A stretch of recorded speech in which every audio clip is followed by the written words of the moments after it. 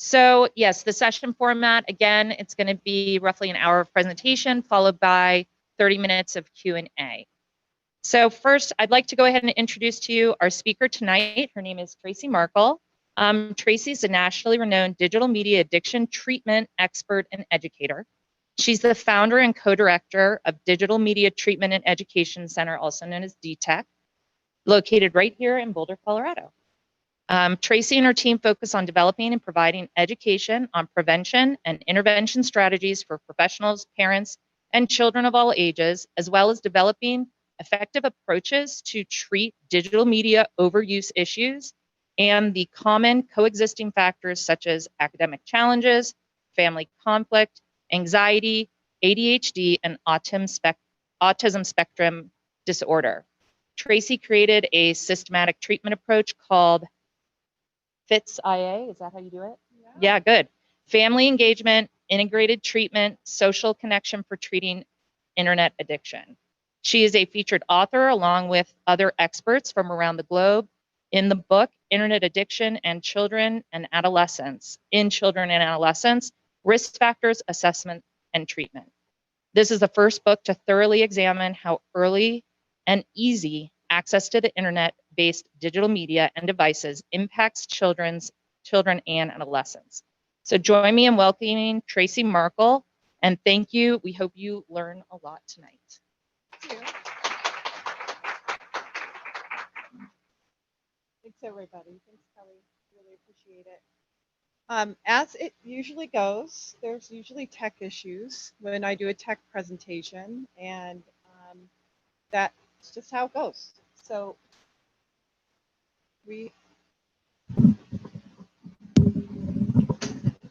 how's that? Is that better? Thanks, Ben. Ben's my right-hand man tonight. Help me out here. So thank you so much for coming and taking time out of your busy schedules to be here. I happen to think this is a really today issue, one that you'll be obviously dealing with as long as you're a parent and your child is living with you, and probably even when they're at college, if that's what they decide. So my plan tonight is there's a lot of information. This is to take all of this and put it into an hour. So I'm going to do the best I can to provide you with highlights, to give you enough information for you to be able to critically think about how do I want to approach screens and applications with my kids. And if you're able to come to all 3 tech talks by the end of that time in April, I imagine you'll be well informed to make those decisions if you're in the middle of that right now, trying to figure out when you want to bring a smartphone in or another kind of device. So we're going to go ahead and get started. And like Kelly said, there's a couple stopping points. So you could ask a couple questions during that time, but there's a particular topic I want us all to talk about during those times. Otherwise, we'll spend some time in Q&A. So here we go.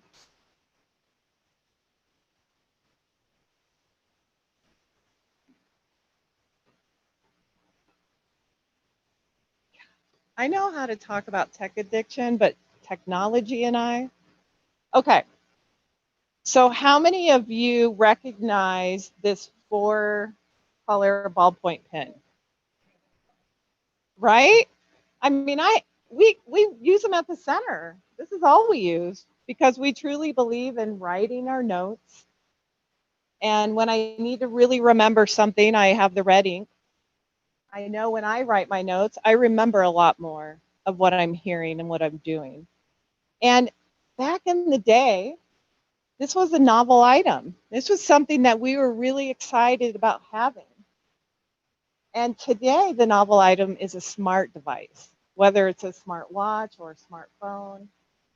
Most kids, no matter what age they are, think they're ready for one. They have no idea, do they? So we know there's a big difference between this pen, which is, as I like to refer to it, a pro-social device, and a smartphone, which can definitely impede social connection. So I just want, if y'all want this, you can have it. I have so many at the center. I should have brought my whole box and given everybody one. And then when your child asks you for a smartphone, you could say, show me that you can use this. responsibly and that you don't lose it. And then maybe we'll talk about it. So let me know. I can bring more next time. All right, so we can't talk about digital media applications like social media and video games unless we talk about smartphones. The reason that social media in particular is so problematic is because of the smartphone. There are not many people who spend a lot of time in front of their PC and their computer exploring social media, and it's definitely not something that is easy, accessible. Maybe it's private. A smartphone allows you to take it with you anywhere, put it in your back pocket, hide it under your pillow if you don't want your mom and dad to know it's there. It allows for privacy. Nobody really knows what you're doing on that. You can do anything. It's like a little computer, pretty much. And what we see with kids when they have a smart device and they're not ready, we tend to see this. We see that they have a really hard time with face-to-face contact, communicating with each other. And it's becoming more of a norm now for people to communicate through Snapchat and other type of applications, even when they're sitting next to each other. So developmentally, they're losing out on some really important pieces that we'll talk about more. One thing I tell parents when they ask me, when do you think it's time for me to give my child a smartphone? First question I'll ask is, are you ready to talk about sex? Are you ready to talk about pornography? Are you ready to talk about violence and cyberbullying? Because if your child has a smartphone without any parental limitations on it, they'll have access to all of that. And so we talk a lot about how to get yourself prepared. And a lot of times parents will say, well, my kid isn't mature enough to handle that. And I'm like, exactly. So let's make sure we don't give them something that they can be exposed to before they're ready. Okay. So I want to talk about the 5 types of digital media overuse that we commonly see people of all ages struggle with. And before I do a little bit of a deeper dive into those 5, I want to talk about some of the language we use. So we use digital media overuse. Addiction is a really small part of the continuum of users. So when you look at the big continuum of users, you have healthy users, you have overusers, and then you have the addicts at the end. So addiction, generally speaking, a lot of people will say, I'm so addicted to my phone. I'm so addicted to Twitter. You hear it all the time, right? But really, you're probably not. You have to meet a number of criteria before we could truly diagnose you with an addiction. So the majority of people are overusers. We have a hard time putting our device away. We have a hard time turning it off at work and paying attention to other tasks that we need to do, or our child's talking to us and we have a hard time maybe putting our phone down. It's a problem for everybody. It's something that we all think about a lot. So on the addiction end, just to give you an idea of what some of the numbers look like, for kids 8 to 18, there's about 8% of them in the United States that meet the criteria for problematic gaming use. Okay, so gaming is more often than not an area that kids struggle with when they're younger. I see that more often than I see with social media and some of the other applications, and we'll talk more about that.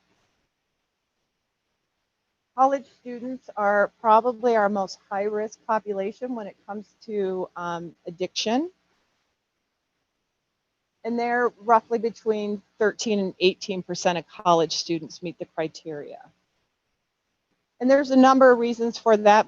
I can certainly talk about that more later, but I know right now we're focusing mostly on elementary age kids. So definitely let me know if you want to talk about that. So I wanted to give you an idea of why I use some of this language. So digital media overuse is more relevant for kids. We don't diagnose them with addiction. We see it as an impulse control problem. The device and the applications are so stimulating that not many kids can just stop on their own and walk away. There are protective factors that we look for in kids, and that does allow them to walk away easier than others. And when we do the next talk, I'm going to talk a lot about those, as well as the risk factors. And it's really good information to have as a parent because it can guide you in determining when to allow your child to have more use or more access, okay? We can't really talk about digital media overuse issues and these 5 applications without understanding the brain science involved. And I find that this is a really important area for parents to understand because there's a lot of frustration about your child's use, about how they won't walk away from the computer. They are looking around in your room for the tablet that you tried to hide. I mean, they are so motivated to find that device if you do hide it or turn it off. So let's talk about that. I'm like holding onto my pen like it's my safety blanket. That's kind of what we do with our smartphones, right? It makes us feel better. I'm going to put that down. You can tell I'm a digital immigrant. I grew up in a time when there was no immersive devices or internet. And kids today are all digital natives. This is just how it is. And we as digital immigrants need to really understand their world so we can meet them where they are and not tell them they're wrong, because a lot of the communication now is through devices, for better or worse. It doesn't mean you have to give in to it, but it means we need to understand it. So we have brain science here. I imagine all of you have heard of dopamine. It is a neurotransmitter in the brain, and it's powerful. It is what I like to refer to as a give me more neurotransmitter. The more it's released, the more you want whatever is triggering that release, okay? And so when we are engaged in applications like video games, which are highly rewarding, social media or pornography or whatever it is, we receive all these rewards, don't we? We might see a post on our social media site that gets us really excited, or we might be able to win like a certain weapon, or we're able to get that skin we've been working really hard for. Does anybody know what a skin is? Can you say? Of course you do. I don't know if I'm going to let you answer. What's a skin? Yeah, it can be changing how you look. There are some games that you can get certain kinds of skins to change the way your gun looks. It's just cool. It doesn't make you a better player. It's just cool. I'll talk a little bit more about that. But that's a reward, right? So we get a little bit of dopamine release. Like, oh, I feel really good. I want to keep playing this game. If we don't get rewards, we continue to pursue them. There's something called intermittent variable rewards. They're the most manipulative, powerful reward systems out there. Okay.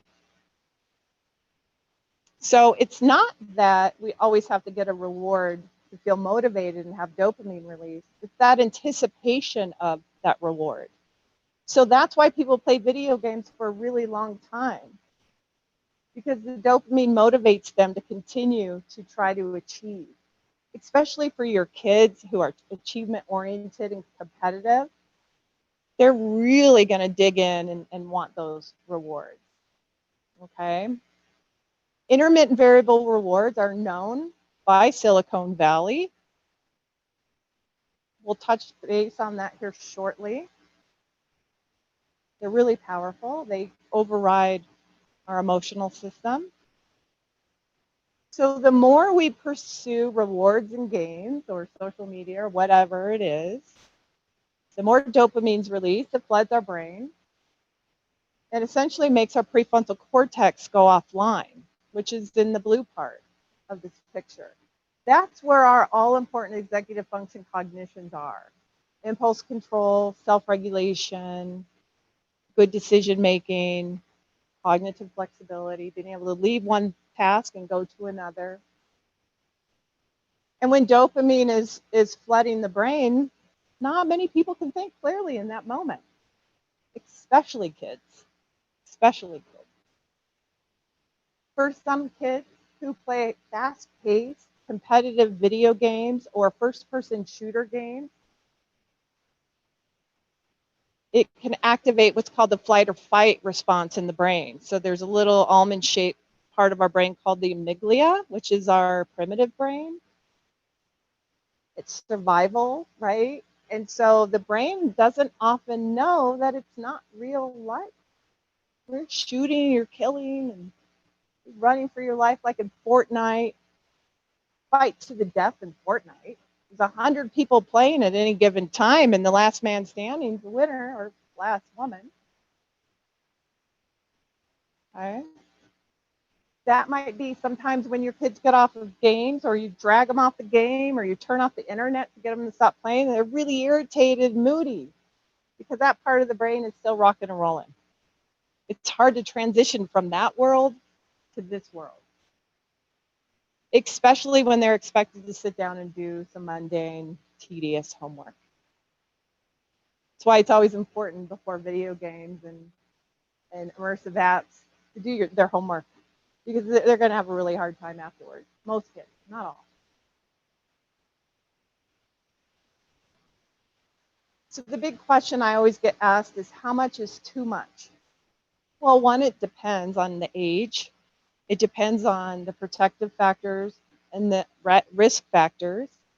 But generally speaking, what research tells us is, and take this with a grain of salt, okay, that if you play video games, in particular strategy-based games, the games that require critical thinking, problem solving, teamwork, it actually can enhance your cognitive flexibility, which is your ability to shift from one task to another well and cope with a situation that you don't expect.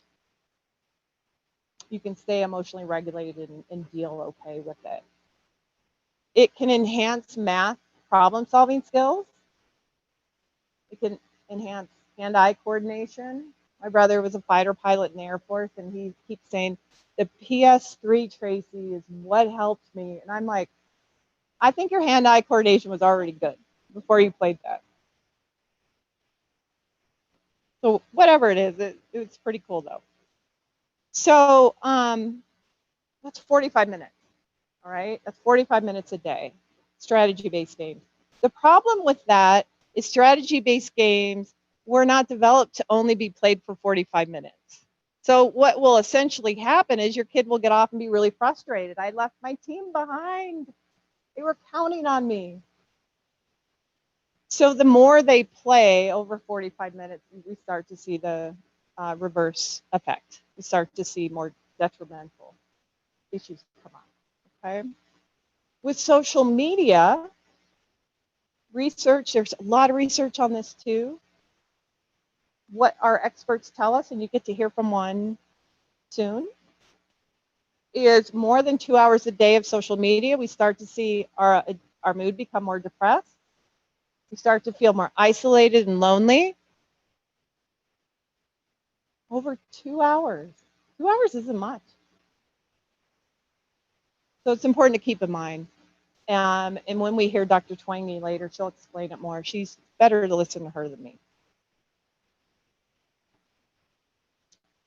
So there's something called persuasive design. And this is developed and built into all applications and all devices. The game developers, the app developers, the device developers know about behavioral psychology. They know about intermittent variable rewards. They know about dopamine. They refer to that as the sticky sauce. This was all developed with users in mind to keep us coming back for more. These are big businesses. They're out to make money. They're not out to care about our well-being. And hey, I have so many computers. I have a desktop at work. I have a desktop at home. I have 2 laptops. I have an iPad. I have a smartphone. I love technology. So it's not that I hate it. It's not that I'm against it. I just think for kids and maybe some adults, it's not the best thing for them. We have to be really aware and really conscious of that. And the intent behind it is to get us hooked and keep us on it. It literally will manipulate us to stay on longer, especially if we're feeling lonely and sad and depressed and anxious and our friends don't want us around. We may immerse more to escape and feel better. It changes the way we think, feel, and act. So, like I said earlier, when we have a lot of dopamine release because we're on a lot, it floods that prefrontal cortex where our clear thinking is. And then all of a sudden we're like, "Ooh, this makes me feel better. You know, when I get off, I really don't want to face all these stressors I have. But boy, when I'm here, I don't have to worry about those."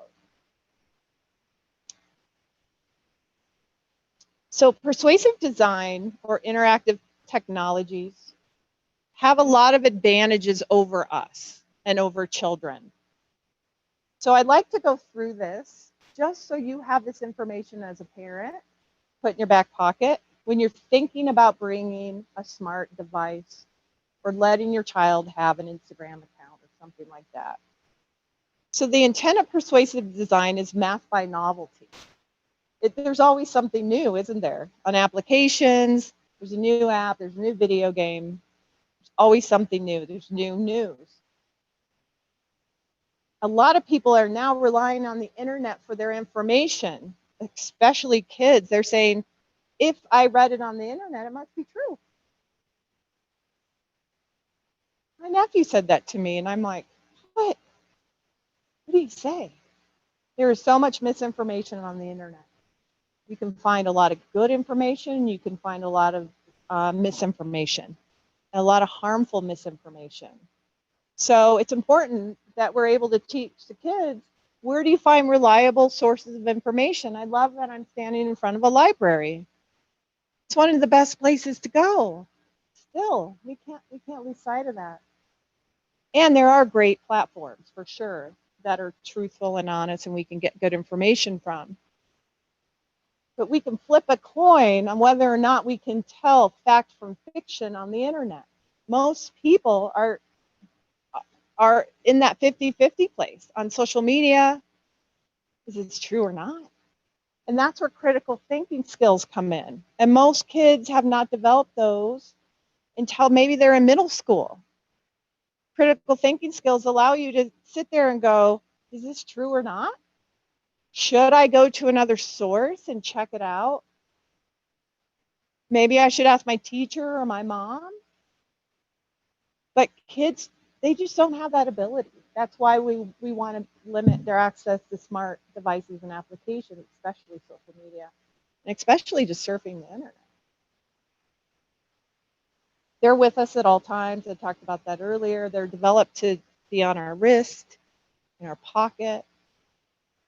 There's intent around making them small and easy and mobile and light. Unless you have those really big pancake phones, as I call them. I don't know, it's like the iPhone 20 or something. I'm not sure. Technology is predefined options. We've been hearing a lot about algorithms in the news. Our politicians have all gotten involved now, finally. There's something wrong with social media, everybody's saying. Well, algorithms are powerful. They're a type of artificial intelligence. They usually are one step ahead of us. They probably know us better than we know ourselves when we're on social media, which is why I choose not to be on social media. I'd rather know myself better than my technology does. So the question is, who's really in control? It affects emotions while being emotionless. So this device has no emotions, technology, but the way it's developed is to affect our emotional brain. The intent behind the development is to keep us on. I can sit here right now and say, it's not good for me to play 6 hours of video games, but when I'm in it, it's really hard for me to stop. It exploits our vulnerabilities and hijacks our minds. So children are one of our most vulnerable groups. They need us to really guide them, set boundaries, not allow devices. They just are not mature enough yet. And it's really profit at all costs. Again, I'm a consumer. I just told you I have all those devices. I'm contributing to Apple. You can't live with it. You can't live without it these days. But we can approach it in a very mindful, thoughtful way to help our kids really prepare when it is time to have those devices. This is anybody heard of Fortnite? Right? This is a music video from Fortnite. Fortnite is incredible. Fortnite finds all these amazing singers, like this is Bastille singing Happier. Um, you name it. They are able to get these great singers and do music videos. So let's just watch this one. I just want you to see it. See if you can see the persuasive design in it. And then we'll just talk for a minute about it, okay?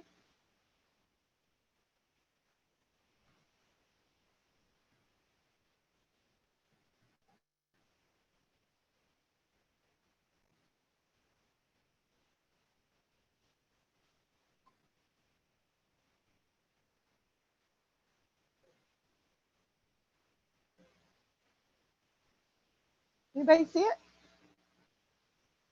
You just want to take a stab at it? What'd you notice? What's that? Yes. And they're large.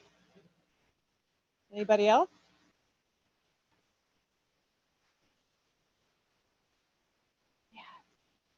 Yes. Oh, it explicitly says you will be happier on the screen, and that's what he's singing, right? And there's these women who I can't really tell what they're wearing, but they're not wearing very many clothes. Anybody else notice the persuasive design in this? They never stop moving. Exactly. Very stimulating, isn't it? It's novel. It releases dopamine. So great. Good job. I think when you think of a kid who's feeling pretty lonely and isolated and doesn't have a lot of friends, and he's playing Fortnite, and believe me, they all watch these music videos. This will make me happier. They believe that. Yes.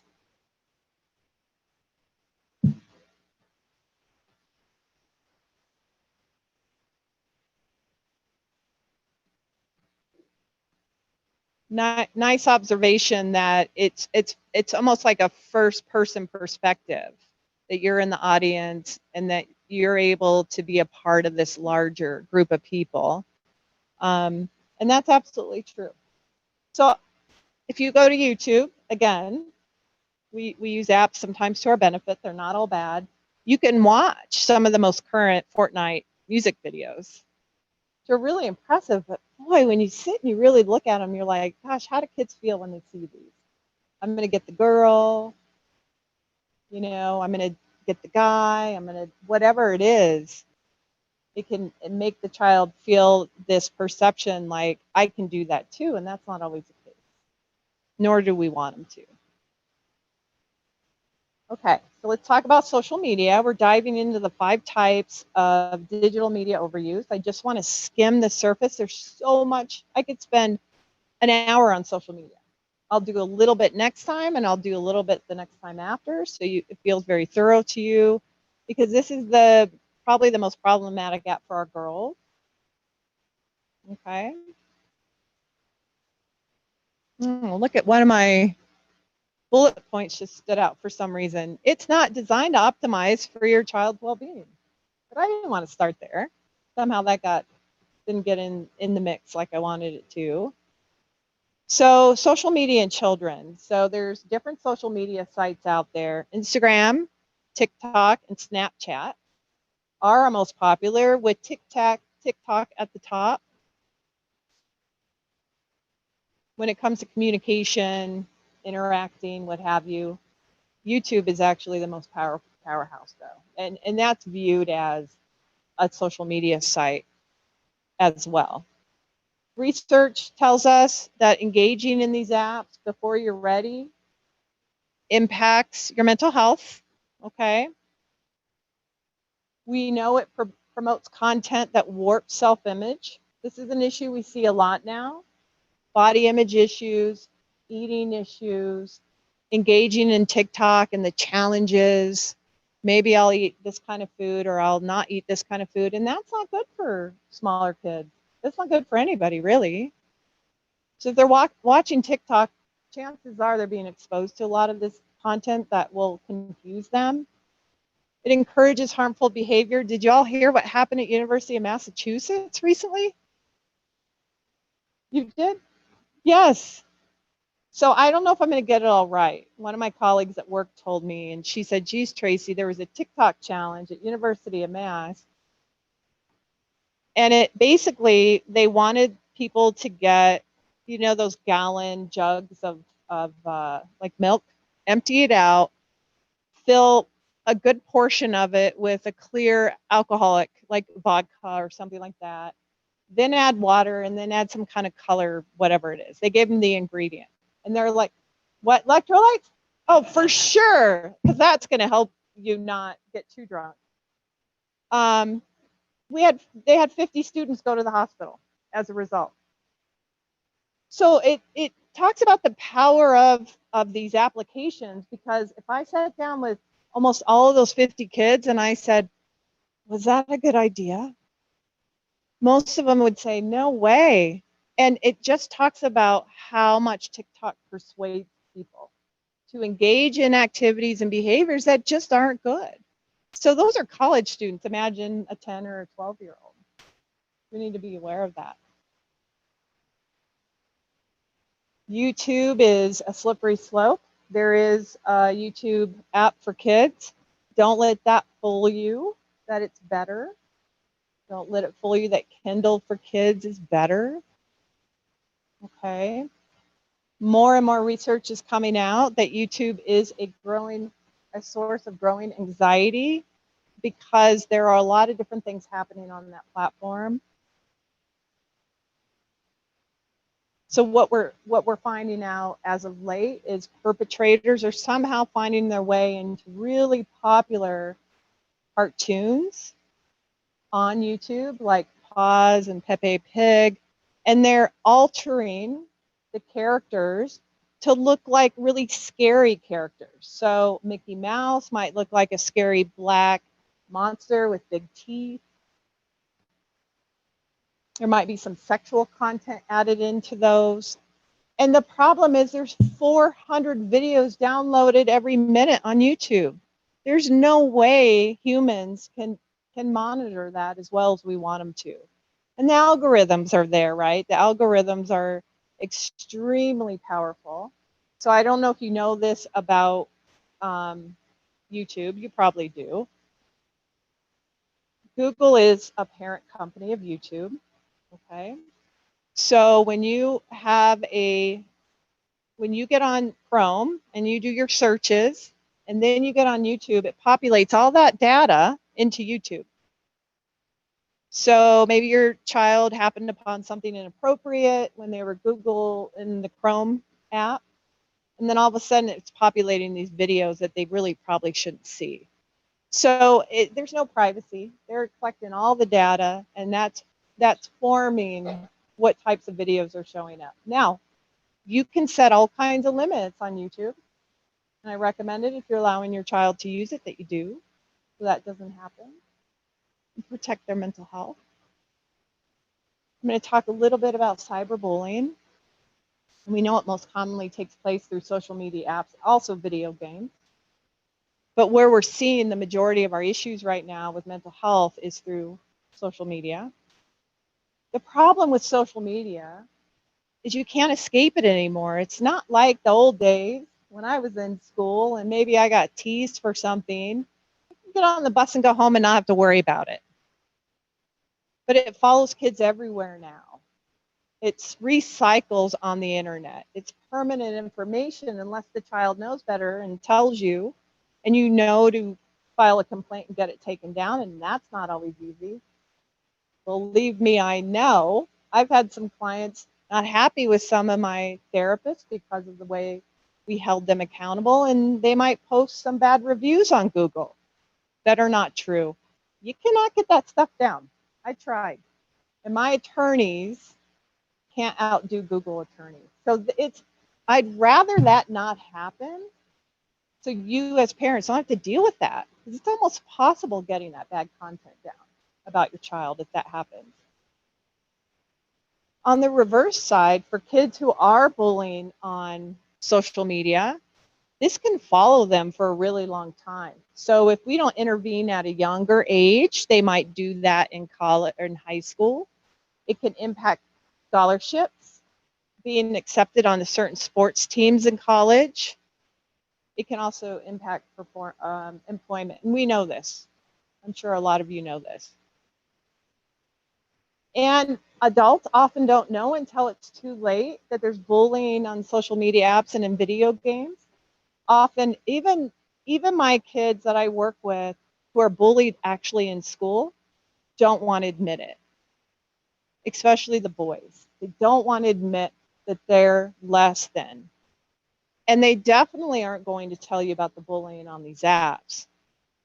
And if they do, good on you, because those are the expectations I would set before giving a smart device and social media is, here's the pitfalls of using this, and here's what I expect from you if this happens. It is a pretty serious issue right now with kids. Yes.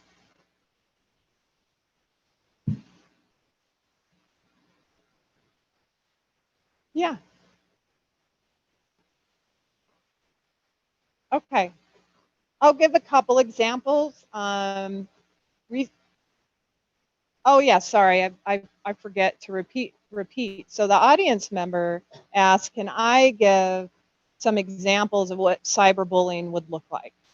One example that seems to keep happening is a picture or a video recording occurs of a child at school who maybe somebody played a prank on and then posts it on social media, and it gets reposted and reposted. And that's a way that kids are targeted.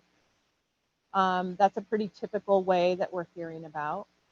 It's usually photos or videos. Now it can be words too, absolutely, but the photos and videos go a lot farther when it comes to cyberbullying. And again, like I said, you can't get rid of it. It just keeps recycling, especially if people keep liking it. Go ahead.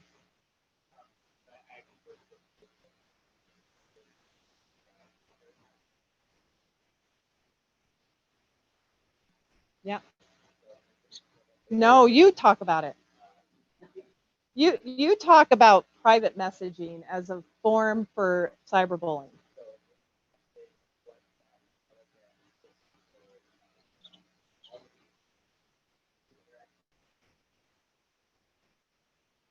Yeah.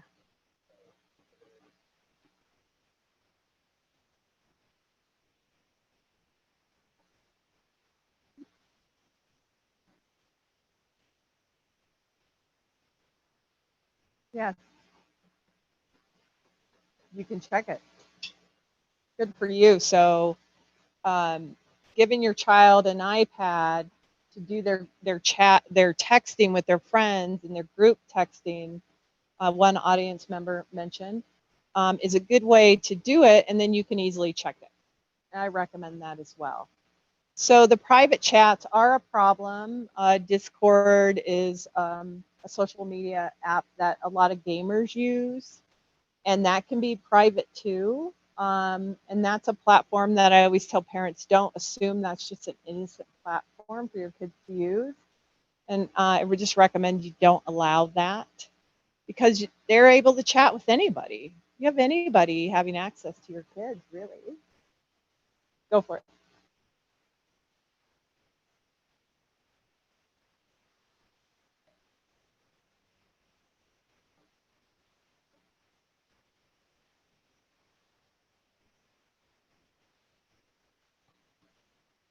Yeah, so you absolutely, so it's important. The audience member asked, should we tell our kids not to let other people take pictures or videos of them? Yes, it's a good idea. Will it happen? Yes. I mean, if they have a smart device and they're with people that have it and it has a camera, it's going to happen. It's so normal now. Um, You can set boundaries with your children about recording somebody else to make fun of them and posting that. Talk to them about the implications, like how they can get in trouble. One area we see kids fall into traps a lot with are sending inappropriate pictures to each other, thinking that it's just for your eyes. And next thing you know, it gets shared. It's technically can be a violation of the law to send child pornography. It's a pretty big issue. I think in Boulder, their police department handles that really well, but other parts of the country, they don't. A 16-year-old can become a sex offender until they're 42 for sending inappropriate pictures of an ex-girlfriend. That happened. So we want to teach our kids about those rules and the implications. I'm a true believer that if you set the rules ahead of time before they have the device and the expectations, they're going to do better once you give it to them. But it can't just go away and be in a drawer somewhere. You have to keep repeating this information. Because remember, if you give them a smartphone, the prefrontal cortex just goes away and they're in their emotions, so they're not going to make the decision. I hate that they have to have all these consequences later, and some of them can be pretty severe. So this is Jean Twangy. She is the expert when it comes to research on social media. I think this is really good information. We'll listen to some of this. I know I might move through this a little quicker so we can get on to a few other things so I can be respectful of your time. But let's just go ahead and jump in here.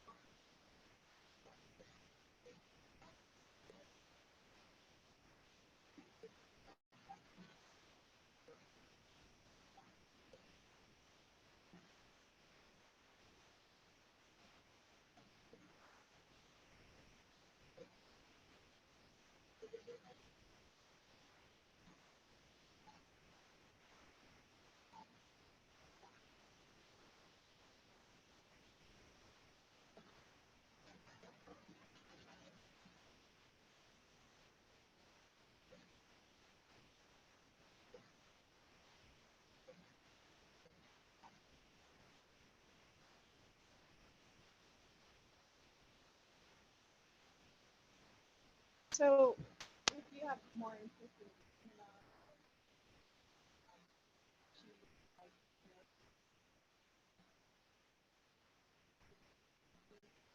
I think IGN, even though it's been out for a while, still really well.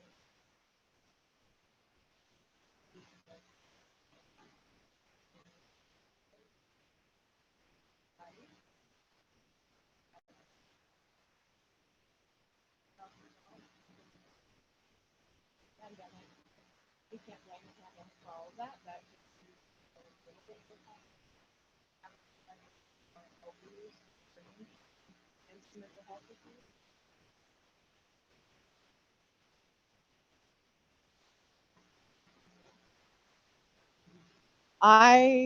Okay. Not even sure what I'm looking at here. Okay. That is, oh, I didn't see that before.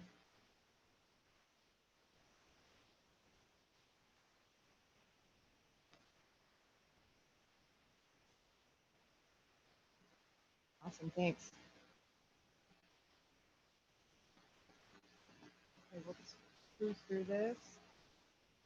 Back to our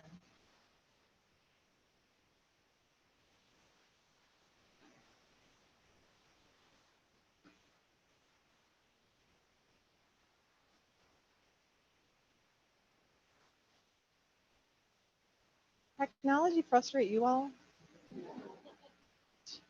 Whose idea was this? I ask that all the time. Gaming. How many of your kids like to game? Yeah, pretty typical and normal.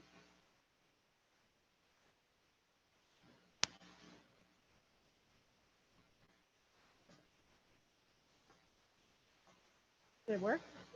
Okay, it's good. So what I did for the sake of today is I'm highlighting 4 video games that are popular amongst kids, just so you can have a little bit of insight into these games, because the information I'm sharing from these games translates to a lot of other games too. Because I just want to give you some language. Now, Fortnite is the game that's why I see the most boys in my office, is because of Fortnite. It's known as a third-person shooter game, so you can see your avatar on the screen moving around. There's like a boundary between you and your actual avatar. It's a very social game. It's very challenging, fast-paced, competitive. You can chat with all kinds of people. Like I said, you can have up to 100 players, fight to your death. It's a free download. I'm going to come back to that in a minute and tell you why that's concerning to me. It's causing a panic for most parents these days. They're not quite sure how to handle it. They're seeing some kids misbehave because of it. It's really for kids 13 and older. Even the developers of Fortnite said that. And there's 13-year-olds who maybe shouldn't be playing it. It's a battle royale game. So again, that type of game is always going to be really high energy, fast paced, competitive, not good for that developing brain. It may require in-game purchases if you want to be really cool. You get to find those cool skins, right? And it's definitely the game that triggers a flight or fight mechanism. A lot of the boys I see have punched holes in the wall, kicked holes in the wall, threatened to kill themselves, others when it's escalated to that point. And that's just brain development. It's not because they're doing anything wrong. And then when we remove the game for a period of time, they all regulate every time. You keep the game away. And then usually what I recommend to parents is just don't bring games back like that. League of Legends is a strategy-based game. This is one of the most popular games in the history of video gaming. It's the game I continue to see give back.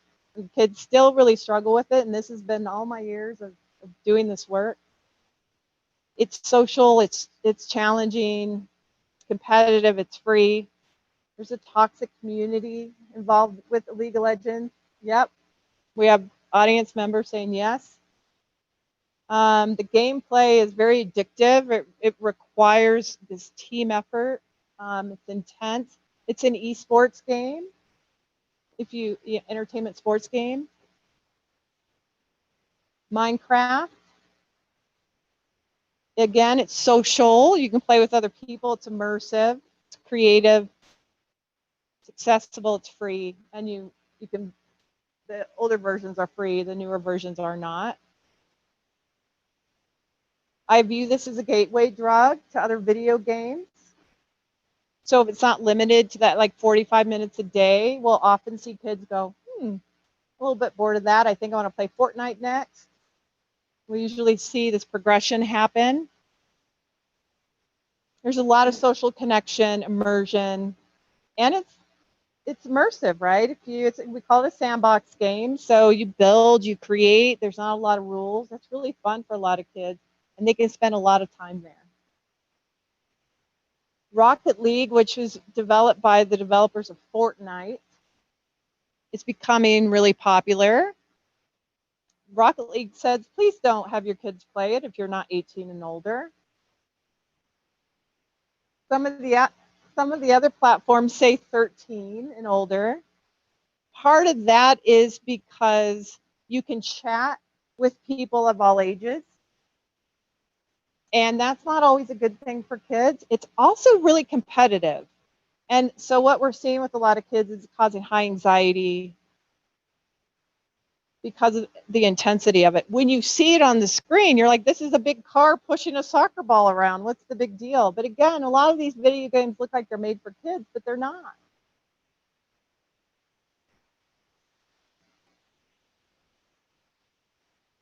Thank you for asking. So the letters next to each of the games is the rating. So Fortnite is teen, 13 and up. League of Legends, I actually didn't even put it on there. Oh yeah, it's teen, sorry. Minecraft is everyone.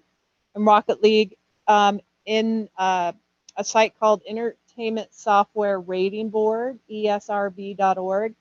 It says it's for everyone. But the developers of Rocket League said we'd rather it be for 18 and older.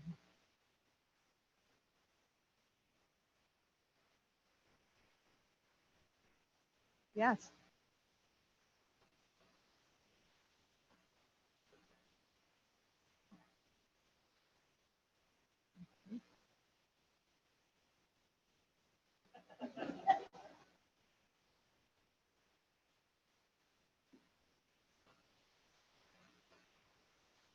Yes.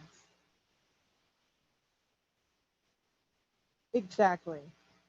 So one of the audience members is mentioning that you can set parental limits. So it disables the chat.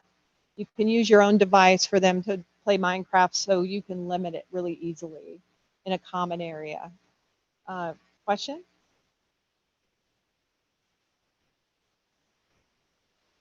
Yes. Roblox is, yep. Uh-huh.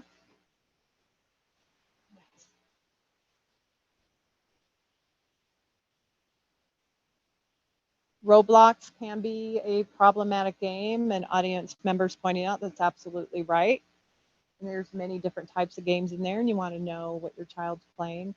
So when we, especially in the last Tech Talk, we're talking about the guardrails, what you can set up to make sure your child isn't engaging in chat with all kinds of strangers or having free play. So we'll definitely talk more about that. But thank you for mentioning that. I would be irresponsible if I didn't talk about first-person shooter games. These have been the most researched ever. And we know they're highly problematic for kids. The research tells us that it increases aggressive thoughts, feelings, and behaviors. It's competitive violent play, especially against strangers, raises aggression. If you're playing with a friend that you know, the aggression doesn't raise to that level. It's when you play with strangers, and most parents don't want their kids playing with strangers if you can help it. It increases physiological arousal, so stress hormones are released. I talked about that earlier with flight or fight response. When you're playing first-person shooter games, it does activate that part of your brain. It encourages active participation in violence, and we find that it decreases pro-social behavior and empathy. And last but not least, one of the highlights is it desensitizes people to violence and gore, which we don't really want to have happen. A lot of people wonder, if my child plays first-person shooter games, will they then become really aggressive and get a gun and go shoot somebody? American Psychological Association says, no, we don't have enough evidence of that. And it's an accumulation of many risk factors, not just playing video games. Okay, so there's a number of risk factors, and we'll talk more about that in the mental health section. But I like to highlight this one because I just would rather kids not play first-person shooter games, because they are the ones shooting the game. It's not third person like in Fortnite where you see your avatar out there with a gun. I'll show you this quick clip here so we can have an idea in case you haven't seen a first-person shooter game. This is Call of Duty. This usually comes after Fortnite, by the way. Your child's kind of progressing.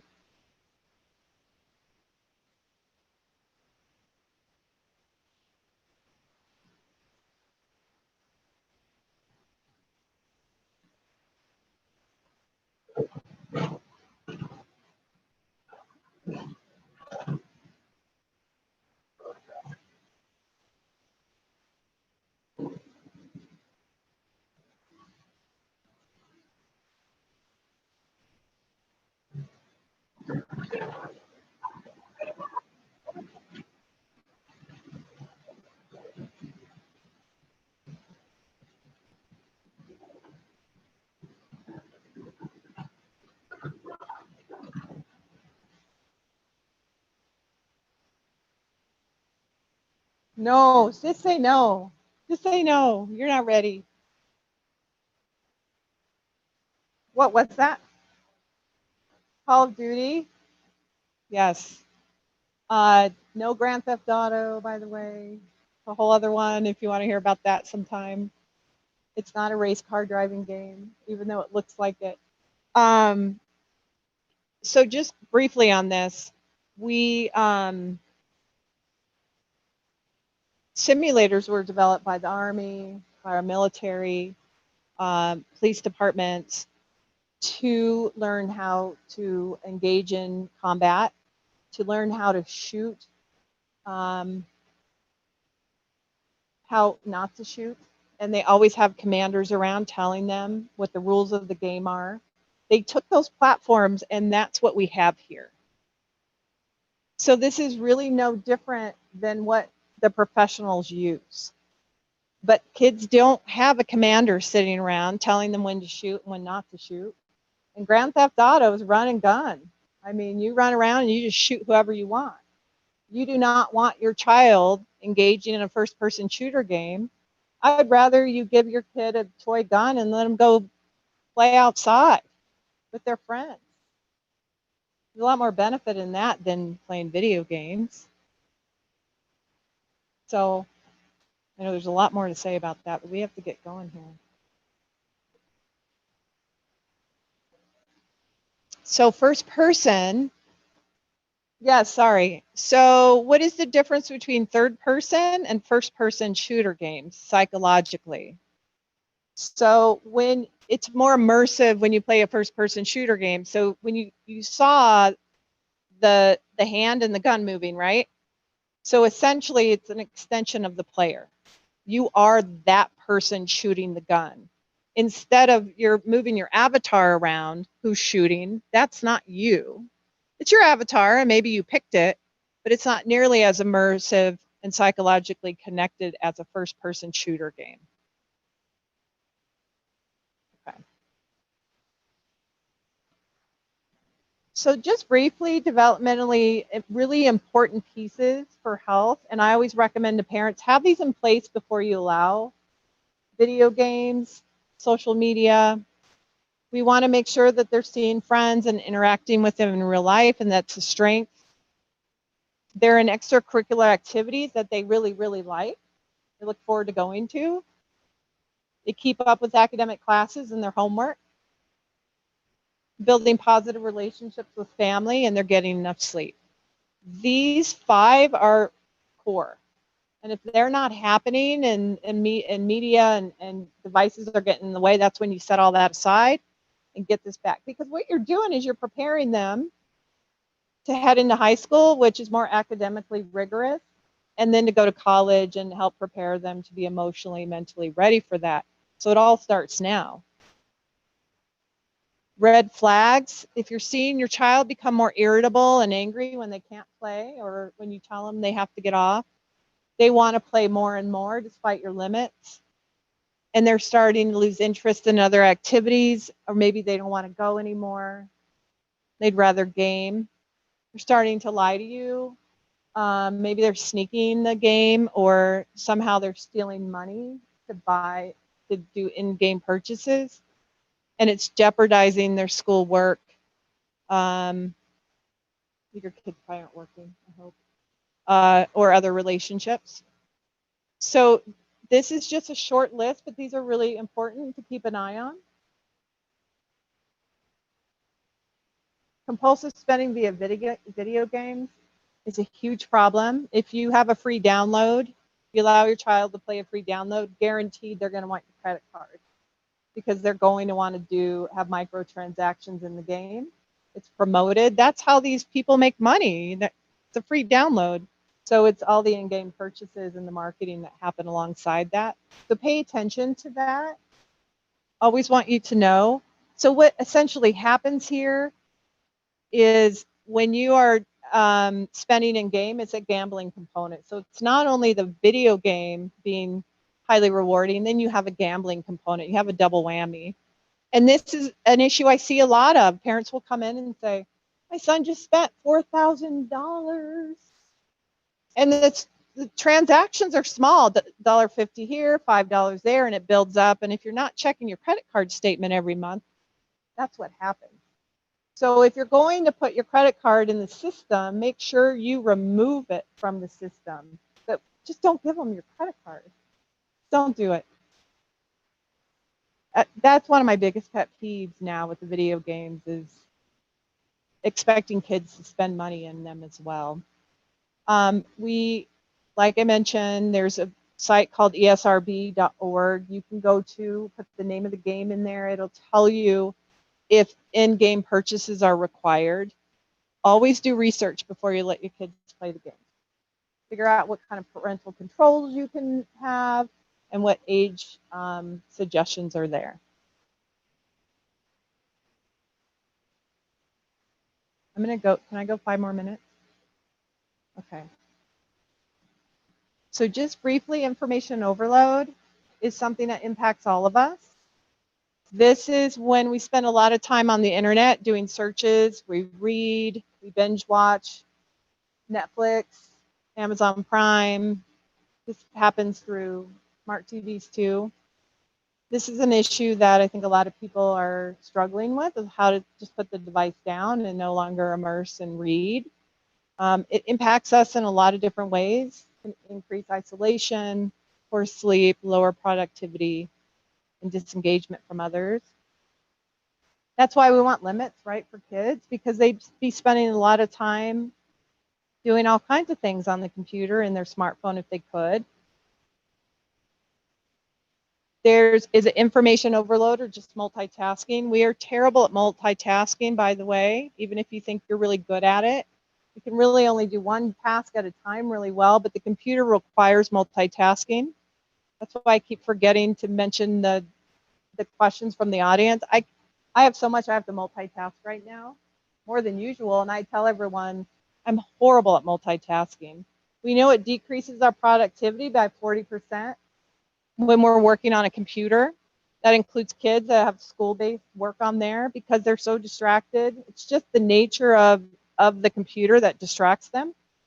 Oh, wait, I think my friend's on Discord. I better go check. Oh, wait, my friend's going to be playing the video game. I better go check. So if they're doing their homework on here, they're going to have a really hard time unless there's limits set. And that's where parental controls come in. We know a lot of time on the computer impacts our attention and focus.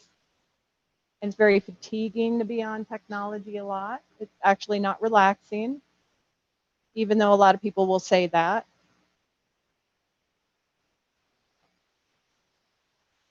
We could end on pornography.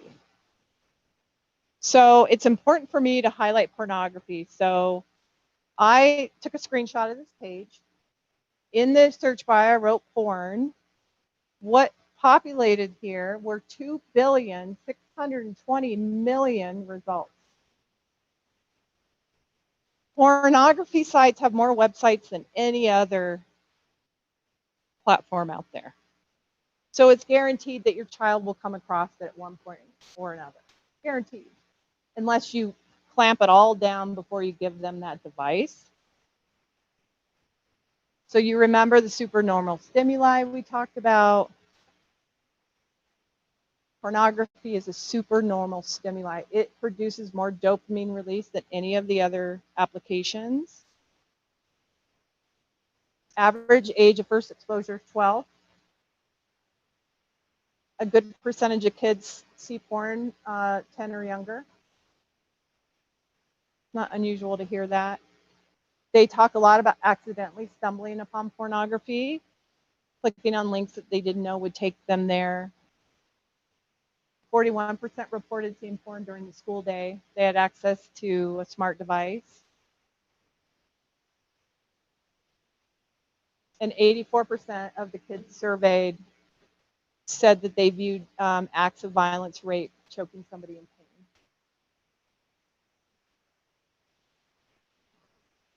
There are a lot of dangers, a few that we'll talk about, and this is an issue that I see deeply embedded in kids that I work with, and it's a harder issue to recover from than video gaming and social media because it really gets at the heart of who they are. Because your identity development is based on three really critical pieces. What are your values? Who are you sexually attracted to? And what's your vocational path?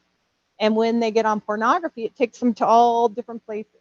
And it confuses them about their sexuality. They feel overwhelmed. They think this is how it's supposed to be when it's not normal. So if they're not talking with you, you don't know to tell them this isn't normal. This isn't how most people are doing things. We see major impacts on their mental health. Guilt, shame, a lot of feelings come up for people who happen upon it. So it's critical that you talk to your children about pornography before you allow them to immerse. And even if you have allowed them, have the conversation. It's really important. There's some amazing websites out there that can give you a lot of great pointers on how to talk to your kids. Really just being curious and saying, have you seen any porn? It's okay. It's okay if you stumbled upon it. It's not okay for you to use it. You're too young. That's for adults. Just straightforward discussions. But if you set up parental apps and what have you, you can block those. You can do that on smartphones and the computers.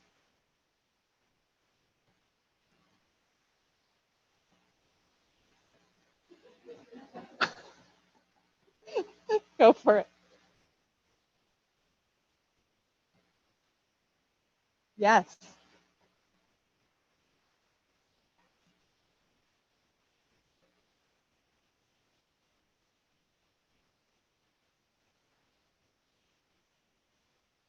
Yes. Yep. So audience member mentioned that her daughter stumbled across, I'll just simplify it, pornography through a free download of a video game. You can do that, and also through social media, through websites like Quora and Reddit. If you just put naked woman in the search bar, try it, you will happen upon naked women. And that's Reddit and Quora, and a lot of kids like going to those places to find out information. So it's everywhere. I hate it. It's everywhere. And that's what you have to deal with as parents. So what I think is we'll pause here. I didn't have a whole lot left. And in our next go around, when we meet, I can just cover a few of those areas if that's helpful. So if anybody has any questions or comments, it'd be great.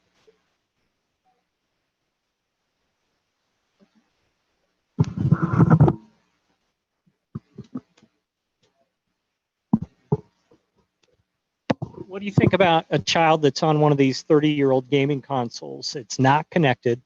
It doesn't have that social element. You're not worried about them downloading something. It's not, the games are primitive. They're not gory. Is that an acceptable outlet for?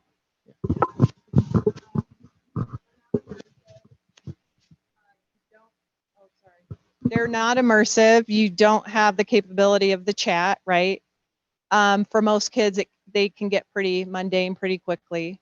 And there's a pro-social component to them. I don't know if you're talking about Atari or one of the older. I figured it was PlayStation. I had to put a plug-in for Atari. You could still buy those.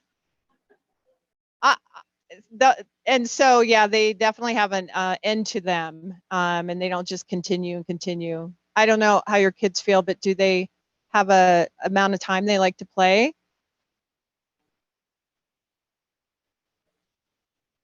Uh-huh. Good job.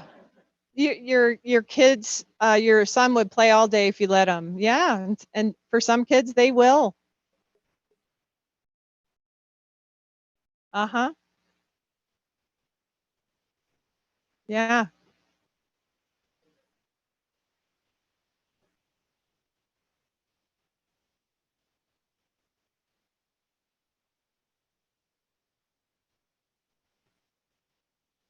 So, in Super Mario Kart, like how much time is okay for a 7-year-old?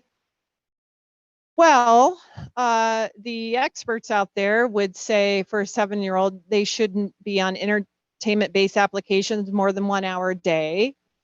And usually they recommend in 20-hour increments. 20-minute increments. Yes, just looking at developmental needs and stages. That's what experts recommend. I know that's not always achievable, but if it's an hour or less a day, I think it's fine. It's really not the device that's the biggest problem. It's what they stop doing because they're immersed into the device. So we have to keep all those other healthy activities in place. Sports clubs, doing a homework, spending time with you. That's really incredibly important. So that's the foundation.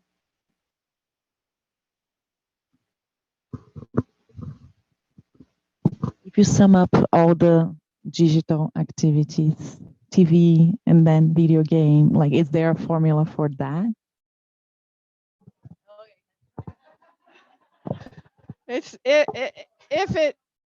Well, so let me add like a little bit of a caveat there. So if it's a smart TV and they're streaming, but and who has a non-smart TV anymore? So if you sat down with your kid, good on you, and you're like, let's watch this half-hour show or this hour show, and you watch it together, and it's more than that hour, that's pro-social time. But if they're by themselves, that's part of that hour, so to speak.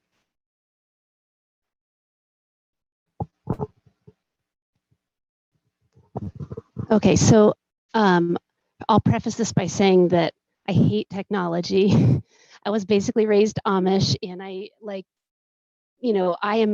I'm too far in the opposite extreme. So as a mother, so my question is twofold. I have a wife and we have 2 boys. So I'm terrified of all of this because I just would rather them be outside and playing with sticks.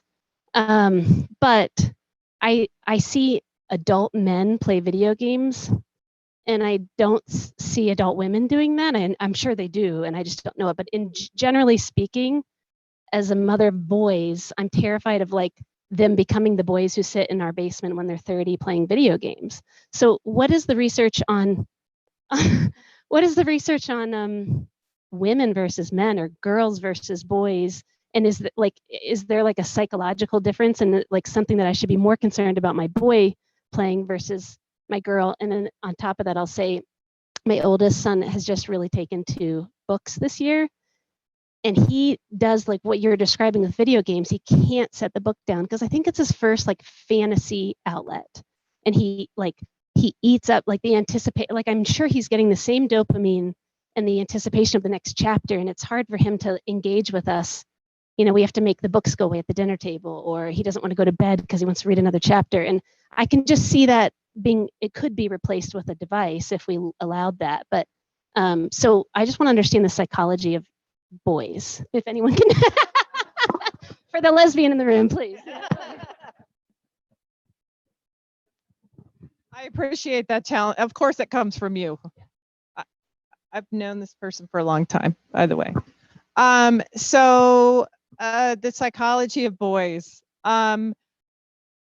Generally speaking, boys are much more attracted, generally speaking, to video games.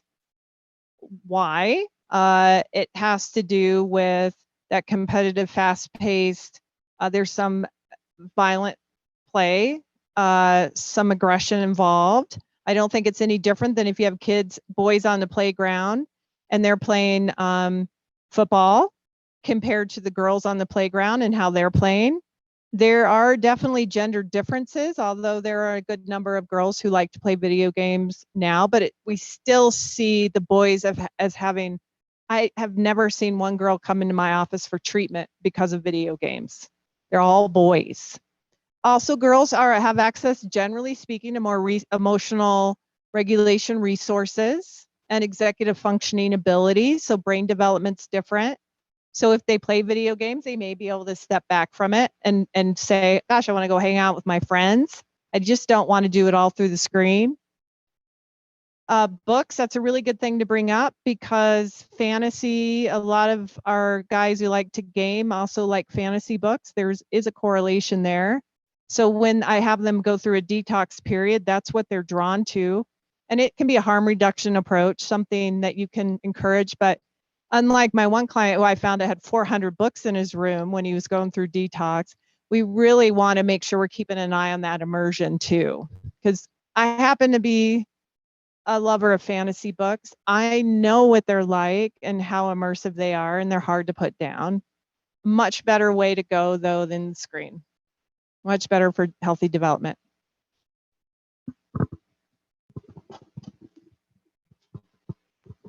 I'm curious to know what are the maybe some devices and or games that come to mind that are maybe the lesser evil of all the negative things that we've been talking about. Just curious if there's any suggestions, knowing that, you know, to some degree there's some given of, oh, you want to play a game, here's the game that we'd like you to play instead of Fortnite, for example.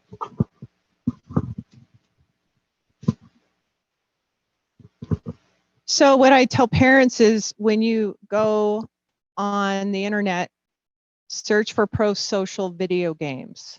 So use that title, and it'll bring up games that encourage empathy, teamwork, problem solving. They're non-violent, they're not immersive, there's an end to them.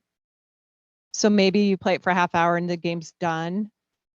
You can't chat with people, you can't socialize. So I'll mention this. There's 3 core criteria that causes games to become problematic or addictive. It's a sense of achievement. You're getting lots of reward from the game. You're playing with a team, let's say.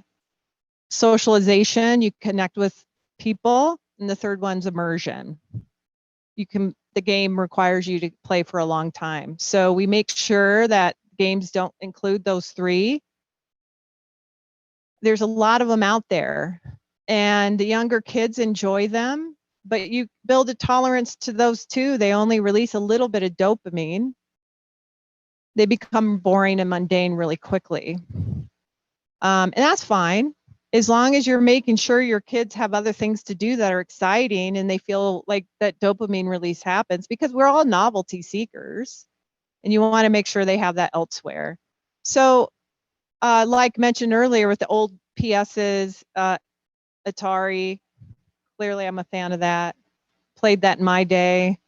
And Wii is a great pro-social game. It requires movement. Again, kids get bored of that too because there's so much effort that has to go into it. You could just sit on a video game, right? And just like drive your car or shoot your gun. You don't have to move except for your fingers on the keyboard. So again, these are great. And I encourage those types of games. The Xer games, as they call them, is like there's also the Guitar Hero one. So there's a number of those out there if you want to bring that into your child's life.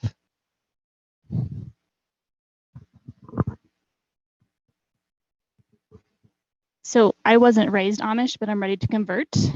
and you summed up my attitude perfectly.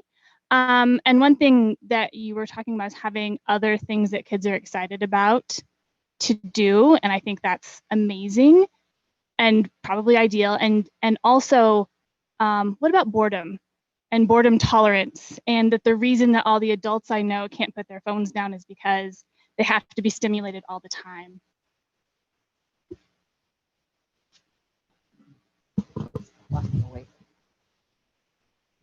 I love that question because not many people tolerate boredom anymore, and we think of it as a really negative thing. And it's really important for us to be, in order to be healthy, that we allow time for mind wandering, as we call it, daydreaming, whatever you might call it, where you're not distracted by the screen. And that's when we come up with our best solutions and ideas, is when we allow for mind wandering. And so there are a number of kids out there, and we refer to them as having boredom susceptibility. It's a high sensation seeking behavior. So kids with ADHD and some of high anxiety might have boredom susceptibility, where literally when they feel bored, it's painful. So when I'm bored, I'm like, oh yeah, I was told I should allow myself to let my mind wander right now because I know this stuff. But when a child who has boredom susceptibility is bored, it's so intolerable that you might notice they're like, Mom, what do I do? What do I do? Can I get on the computer? And so they're the higher risk kids for the computer time. You want them, like my nephew, in every sport you can think of, burning off all that steam. And that's pretty incredible that they have that kind of brain, but they're high stimulation seekers. So as far as adults, I talk a lot about role modeling for your kids. That's where it starts. It's really important to put your devices down during mealtime, times on weekends, and to role model that. And it's just as hard for us to pick up the device and not be mindful of how it's inhibiting our child. There's a lot of research done on parents picking up their smart devices and how it can inhibit language development and social communication abilities. There's a lot out there. So what I talk to parents about, which is kind of the end of this presentation that we haven't gotten to yet, is tips and strategies, and also just being mindful. And again, it comes down to being extremely mindful and prepared and aware on how to set that down and model that for your child. Okay, unfortunately, guys, we have reached our 7 p.m. time limit. So really quickly, one, I wanted to thank Tracy for coming, and I also wanted to remind everybody that this is part 1 of a 3-part series where we're talking about technology. So our next event is going to be taking place on March 23rd, and it's going to be a focus on screen time and mental health. So we've got flyers in the back, but essentially, I love these summaries that Tracy put together, so I'm going to read this to you. The second event will focus on the key areas to support mental health and healthy lifestyle habit development. A brief introduction to current statistics related to mental health factors and screen time will be shared. One size doesn't fit all. We'll discuss the recommended time on devices and the use of apps based on age, and pair that with risk factors and protective I should have brought my reading glasses. That are important for parents to know to create an individualized digital access and wellness plan for their child.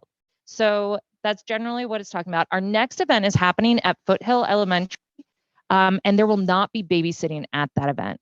So I wanted to make sure, I know a lot of you brought your kids, so plan in advance for a babysitter if you want to come. It will be available via Zoom again, and hopefully we will have worked out the kinks for you online participants. We're sorry that some of the volume issues happened with the videos, but yeah. But thank you so much for coming. We really appreciate it, and have a great night.